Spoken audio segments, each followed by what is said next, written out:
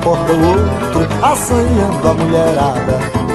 E mexe tudo que estiver por perto dela. Já tocou tanto pra ela, passou a vida a sonhar.